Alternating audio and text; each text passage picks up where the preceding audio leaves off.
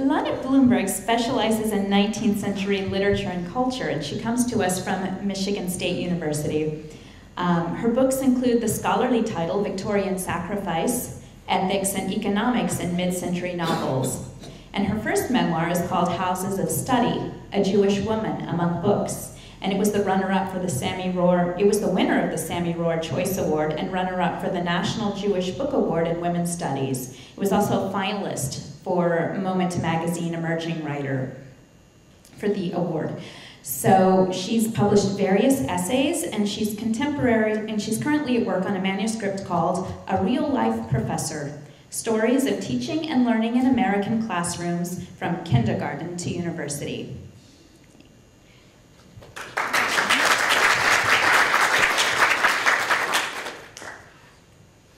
Thank you, Marcella. It's an honor to participate in this evening remembering Shaindy Rudoff, Zichronah Livracha, and particularly to be asked to give the Dvar Torah. I met Shaindy in New York through Aviva Zornberg, and I remember one summer afternoon, one Shabbat afternoon, walking with the two of them to Drisha, and knowing as soon as I met Shaindy that there were not many people who had sought as she had to bring her considerable creative intelligence to bear on texts from more than one tradition, and to ask those texts to speak to each other. I didn't know Shaindy well, but I did know her well enough to recognize the great honor of teaching in a program named after her. One of the most challenging tasks in teaching English writing and literature in Israel is the sense that the language is happening elsewhere, the challenge of making it immediate and fluent and relevant here. This is in many ways also the task of studying Torah in the modern world, how to make an ancient text speak in the current moment, how to become fluent enough in it to hear its resonances and its music. This is even more so in the book of Vayikra, which spends so much of its time on rituals that we no longer engage in. This past week, we read Parshat Bahar. This parsha is largely about our relation to time and space. Shemitah is the central mitzvah of this parsha, which is a mitzvah about cycles of time. But of course, Shemitah is also a mitzvah connected to the land of Israel. Thus, for much of Jewish history, approximately 6 out of every 7 years, and for all Jews located outside the land of Israel, which over the history of the Jewish people is quite sizable, it is a mitzvah that is not immediately applicable. This highlights for us the specific challenge of the imaginative connection to a text that claims primacy in our lives, even as it seems always to posit an elsewhere and another time where its demands and promises attain their realization. To my ear, the most forceful utterances in Bahar have to do with our relationship to land as mediated through our relation to time. God speaks to Moshe, telling him to speak to the people. When Bnei Israel come to the land will rest in a Shabbat Ladoshem. 6 years you should sow your field, and 6 years you will prune your vineyard, and you will harvest its grain. But the 7th year is different, and in this year you do not seed or harvest.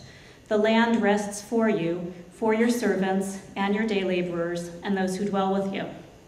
What seems striking here is not only this injunction against the ordinary cycles of farming and harvest, but also the idea that this law applies not only to those who take the Torah as their own. The law guides our behavior to even those outside the primary circle of believers. In other words, it is a law that is transformative of society, and not just an internal society, but what we might conceive of as something more global, those to whom we are in relation by the accidents of living, if not by stated principles of shared belief. The result of this behavior, God tells Moshe, is a state of safety, security, confidence. V'yashavtem labetach aleha. You'll dwell on the land in betach, in safety, security, confidence. This parsha is built on a tension that we know very well in our lives, the search for security, confidence in natural cycles, in one day following the next, in harvest following seed, in the confidence that our daily experience will repeat itself for good, and confidence in the identity of peoplehood. But God tells both Moshe and through Moshe the people that the state of security is built on the recognition of impermanence, of dependence, of contingency. The land cannot be sold in perpetuity. Even the nation of Israel, God's chosen people, are merely gerim and toshavim, precisely the people to whom we are commanded to extend the laws of Shemitah. The circles of identity ask us to see ourselves and others, ask us to treat them as we treat ourselves. The cycles of years remind us that everything we take for granted should not be, that we live at a distance from total definition, from the realization that is associated with the end of days. In the history we live now, it is always a stretch, always an act of imagination and choice to enact cycles, to see circles of identity, to study and to bring what we study into communication with our actions. The Parsha ends by commanding us, Lo ta'asu elilim ufesel u'matzeva lo takimu lachem. These images, elilim ufesel, statues and false gods, these are the very images of false permanence, of the desire to see belief instantiated permanently and singly.